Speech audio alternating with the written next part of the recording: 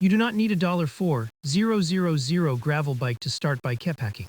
The most successful first trips actually happen on the bike you already own. Stop looking at the Canyon Grizzle or Specialized Diverge for a moment. Whether you have an old hardtail MTB or sturdy road bike, the priority is mechanical reliability, not category. If it has 32 tires or wider and a gear ratio under 1, it works for 90% of beginner routes. For luggage, strap-on systems outperform racks on rough terrain because they reduce bolt failure risks. A simple 14-liter saddle pack paired with a handlebar roll is the industry standard setup for 2026. Don't aim for a transcontinental epic yet. We are planning an S240, a sub-24-hour overnighter. Use Komoot to find a 40 to 60 kilometer loop within train distance of your home. The goal is a low-consequence shakedown, where you are never more than an hour from a bailout point. Your sleep system is your heaviest penalty. While a Bivy sack weighs under 500 grams, it offers zero morale boost in rain. For your first trip, I recommend a freestanding one-person tent, like the Big Agnes Copper Spur. The weight penalty is worth the psychological comfort. A fully loaded bike handles poorly.